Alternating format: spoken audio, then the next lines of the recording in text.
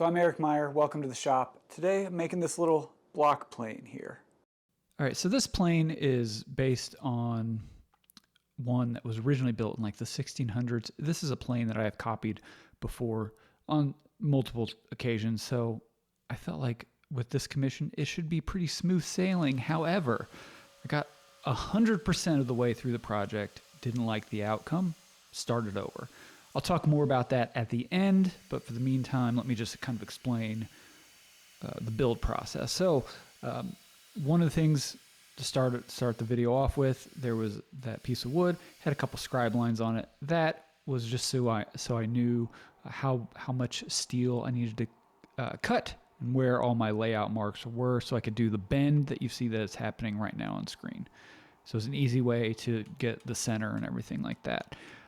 Now the form that I'm actually using to hammer against is not really meant for that purpose of, making sure that bend was totally perfect. It was more of like a peening block. That's why I originally had it built, but it was working fine for this purpose. Now, after the side and the back were all bent around. Now, this is what is going to be both the nose and the sole of the plane. So I'm going to thin that front part out and then turn it into a curl. And I started the curl. I didn't catch it on camera, but then I have this block that I had made up. Essentially, if you're familiar with how a blacksmith would make a hinge, same kind of principle. And then I need to get this what will be the inside all cleaned up, because I'm not going to have access to it later.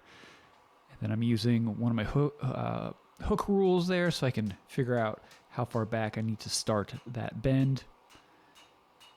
And I definitely need to do some improvements on my anvil stand. I'm wasting a lot of energy there.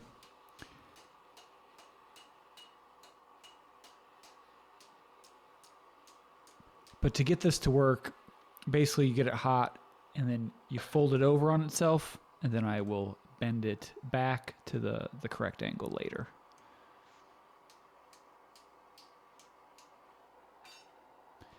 And I've just switched over to a wooden mallet so I don't ding up that curl too much. It's going to get harder and harder to manipulate that as you would get the plane assembled. So I don't want any errant hammer marks. And so now I can get the front hot and just bend it back, just using a pry bar there. And I can test it against the rest of the body to make sure that that is fitting pretty closely. I can always file everything into shape, but the closer I get it at this stage, it just means that there's less work to do later. And now this is really just a step to remove the scale so I can kind of see how things are looking. And so this is a new addition. I have a piece of angle iron here, and this is something I want to try. I've seen it on period, on planes from the period. There was a secondary tab that was added for a little more strength, because all of this is going to be brazed together. I am going to take an extra step though and drill and tap this part. That's going to let me hold everything together while it is getting brazed. And doing this really just it's really just to help hold everything together. It'll offer a little bit of extra strength. It shouldn't need it for a plane this size, but it'll just allow me to manipulate it, get it brazed together a little bit easier. In the past, I've just wrapped these planes with wire. That's worked pretty well too.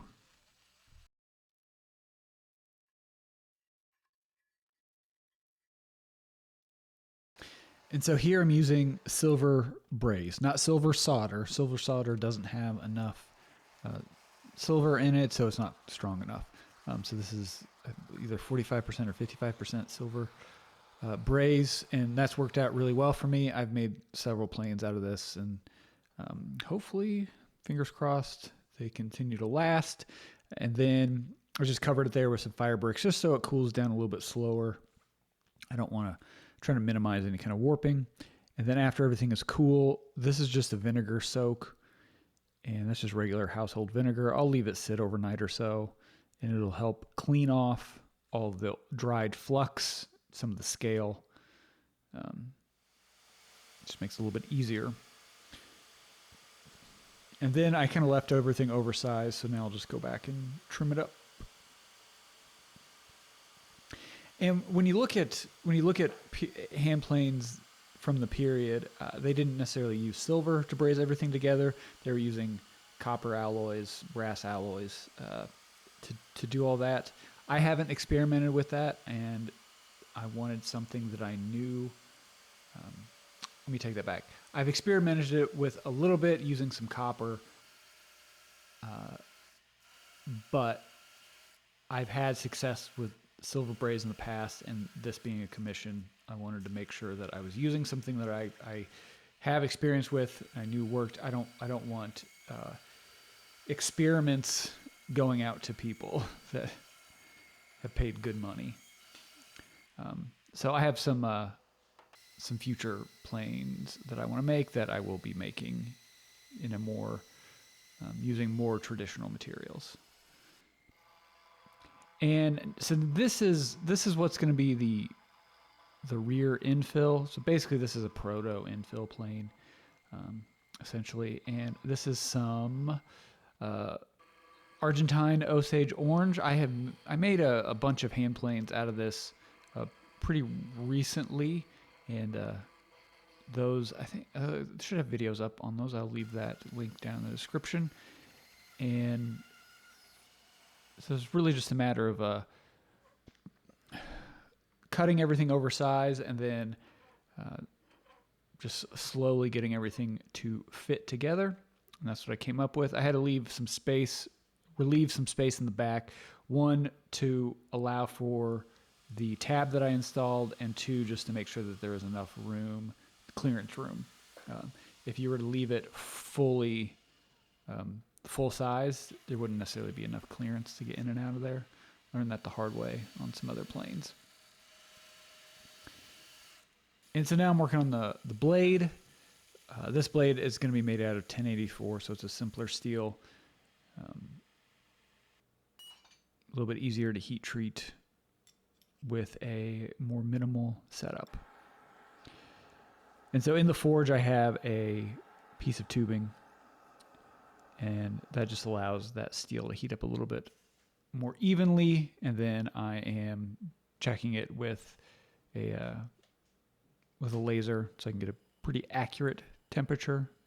Don't want to get it too hot, but I want to make sure it gets hot enough. And then I quenched in oil, and I did that.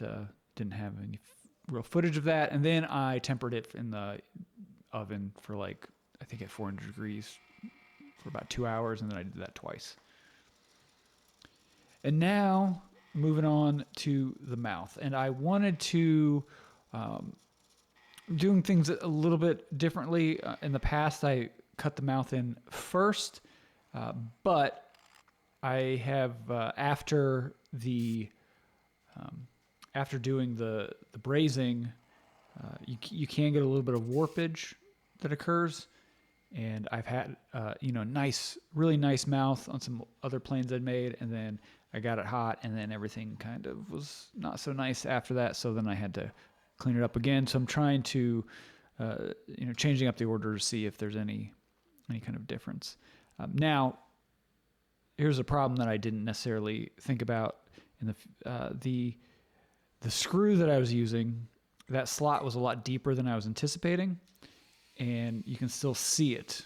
And it's going to get even worse once I do a blackening treatment on this. So I went out and got myself a welder to fill in that hole.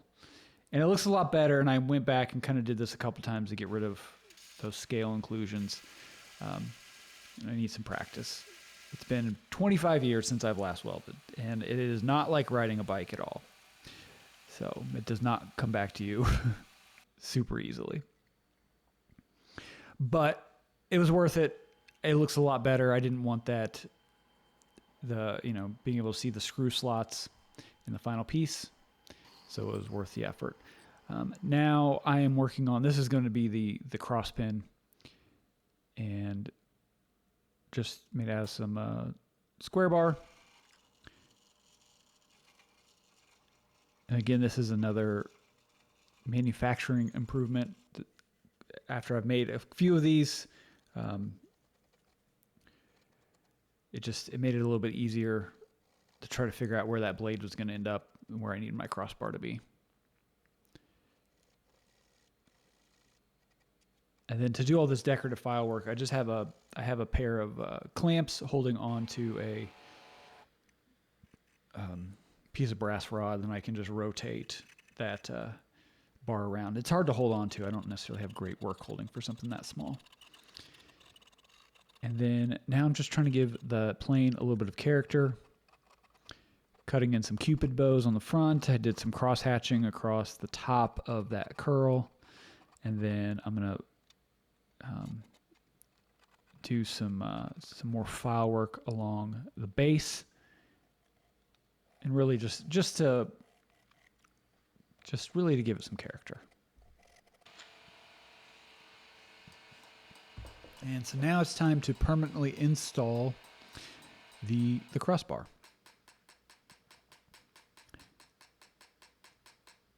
And so that's just some brass that I drilled out. The crossbar was drilled out, and then I stuck a brass rod through it and then peened it over. And then a couple different hammers to refine all those peens, get everything smooth, looking nice. And then I find wire brushing it helps to knock off any kind of burrs that might still be on there. And then the whole thing goes back in the oven, and I heat it up until it changes colors. And while that is happening, now I'm going to work on the wedge. And this is out of some more of that Osage orange. And this is small enough that it's just easier to take it to that little mini mill that I have. The Osage orange is fairly hard, so it's a lot easier to mill it more than anything. And then on the front there, I want to give it a little bit of decoration and not just have just a wedge. So we're going to try to mimic some of the decoration that is on the crossbar in the wedge itself. And this new, what I made in the last video, this new benchtop workbench is working out real well.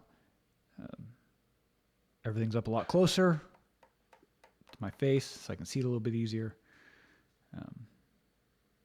So yeah, I'm pretty happy with it so far. Then I'm trying to be real careful as I file this, just because I don't want the wood to chip out. That Osage is it's hard, but it can be a little brittle, and it'll want to chip pretty easily.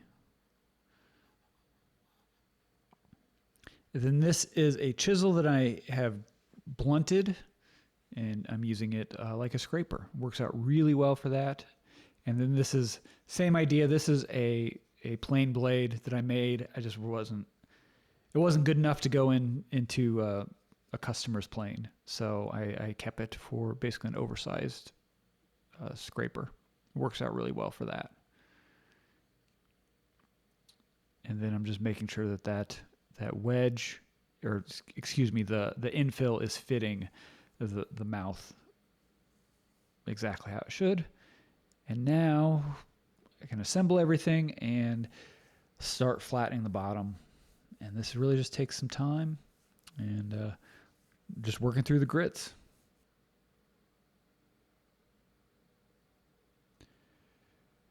All right, now we can get into the finishing. And so for the blade, I like to do some cold blue, and usually takes a couple coats, and using some Scotch-Brite to even out the color. And then the whole thing is going to get coated in this Real Milk Paint half and half tung oil. Now, full disclosure, they're not sponsoring the video. They did send this to me for free for me to try out. So full disclosure on that. Honestly, I like this finish a lot. It goes on easy. It doesn't take forever to dry to the touch. And so I'm just going through and I coat. I've poured a little bit into, basically a bottle cap, just so I don't have a ton of tongue oil everywhere. And I went through and brushed it on all of the wood first. And then I went back and started brushing it on all the steel, just so that way I didn't cross-contaminate. If there was any contaminants left on the steel, it didn't get into the wood. And then applying a little bit to the blade just so it doesn't rust. And we're all done. And it's working. It's working pretty well. I have to say I'm real happy with how it's performing up until the point where the inside got full of shavings. And this isn't something I feel real great about overall. And I think I got to make the whole thing again. And let's talk more about that. All right, so let's talk about these planes, explain what happened. So I originally made this plane here. It is a copy of a plane that was made like in the 1600s, I believe. So I made this one, someone saw it, liked it, and asked if I could make one for them. I said, sure thing. Now this is one I had made a half dozen times or so. I figured it'd be pretty easy to do. And then with that, I also decided that, this one is my daily user when it comes to block planes. And there were some things about it that I wanted to iterate and improve upon, and I decided to go ahead and try that in this new updated version. And so this one here is the one you've seen me making over the last 20 minutes or so, and it just isn't good enough. I can't let this one leave the shop, so I decided to remake it, and that's what we have right here. So let me explain all of the things that have gone wrong and why I decided this one wasn't up to snuff. First off, if we look at this front here, this piece here is crooked. So it needs to be square, it needs to be more like that, but it's really like that. That's a little bit of a problem. It's just a visual thing, but where it becomes more of an issue is in this dimension. And so instead of being square this way, it's tilted up like that. And when you go to grab onto it, it's, this is not as comfortable because your finger ends up moving up and out depending on where you want to grab it. I just didn't like that, not super comfortable. The other issue here is this crossbar. It is not perfectly square as well. It's tilted a little bit down on this side. So when you look at these lines, I think that exacerbates this misalignment, just having these one going like this, one going like that. Kind of a pain. I don't quite really like how that all is looking. The other issue here with this crossbar, instead of being straight across, it's also tilted up like this. So this side, there's less distance between the bed and the bottom of this crossbar compared to this side. And functionally, it's okay. It just means that my wedge has to be, I can't have it straight across, and you have it ever so slightly thinner on this corner than on this one. It's kind of a problem, it's just kind of an annoyance more than anything functional. But those two are problematic, and it just wasn't quite good enough. And what really sealed the deal, though, was one of the improvements that I tried to make was I changed the bed angle. So on this one, this is the copy of the one from the 1600s. It has a very low bed angle. It's at about 32 degrees, and this is a beveled down plane. And what that means is that the bevel angle on the blade needs to be about 25 degrees. If you get any higher than that, you're going to run out of clearance angle. And so you got to be really, really careful with the way you sharpen. I didn't necessarily want that to be something that the person that is getting this would have to take into consideration. So I decided to raise the bed angle.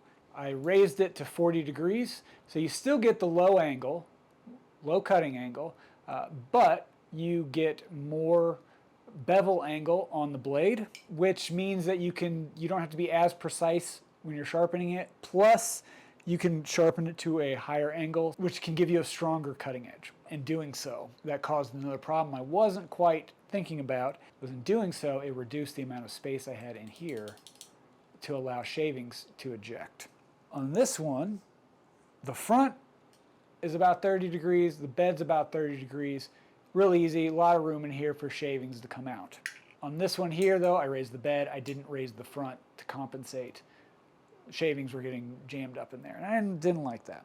So all of those things basically meant I was like, I just can't let this one leave. I got to start over. And so this is the one, the redo, and I went ahead and added all of my improvements. I'm really happy with the way that this one turned out. So let's talk improvements. So the first up, you'll notice this one has a round crossbar. I went to square on this one. Now, I was looking at pictures of the original, and I found more pictures. And it's another plane, exactly the same style. The only real difference between the two was that this other one I found had a square crossbar on it. So it's like, all right, well, it's at least period appropriate. And my thinking here is that with the square crossbar, you have wider surface area, so it should hopefully resist the wedge dishing over time. And what I mean by that is this plane here is from the period. It was built in the 15 or the 1600s. It's got the round crossbar, but the wedge has this indentation in it, dished over time. With that, I decided, you know what, let's change to a square crossbar, and hopefully in 500 years, this wedge isn't nearly as dished. That was one improvement. That also, I guess the other improvement, the original had this dual wedge system. I couldn't necessarily find any performance improvement of using this double wedge system compared to a wooden wedge. So we're just going to go with the wooden wedge on this one, and it is period appropriate. So wooden wedge there, it should make it just a little bit easier to get your blade set. The other thing I decided to do, on this original, the sole is much, much wider than the mouth. I kept the blade the same size, I just reduced the overall width. Feel like that's a little more comfortable in the hand. Then on the front, I also pitched this forward. This is roughly 45 degrees. So that just allowed more room in here for shavings to escape. And then on the manufacturing side of it, I thinned out this front piece to make it easier to get the curl. So I thinned out all the steel in here, made that a lot easier to get that curl. Then I left all of this much wider than what I was going to need. And I could, after doing this curl and this fold over, this was all much wider than what the body was going to be. So I could square off the curl and from the curl get the sides square and parallel to one another. And then it doesn't matter if this is all ski width, I could grind and cut all of this so it was correct. Oh, and then the other thing was I did add a rear infill. You sometimes see these with rear infills, planes from this era. Sometimes you see them, but more often than not, it's just a box. The rear infills might be lost along the way, and they may have just never had them. This one that I was copying originally did not have an infill in the back, and which that meant that I needed to file this curve so it was somewhat flat, so that there was a spot for the blade to rest, and a spot for and then allow for some adjustment, and I just didn't want to do that on this one, so we went with more the rear infill, and I like that a lot better. And then I had some file work around here just to give it some character. The original, this had this same kind of crosshatch pattern. I don't think this was filed in on the original. This was probably cut in with a chisel. I don't know if it was done cold or hot. I'm glad I redid it. I'm glad I did it over. That was the right call. It's not necessarily about the money. It's being proud of the final result. So hopefully the person that this is going to likes it. So thank you so much for tuning in and following along and watching this build. There are other videos of hand planes and furniture or whatever else on the channel that you might want to watch. If you want to take a look at those, that is great. If not, that's cool too. And then I also occasionally will sell tools.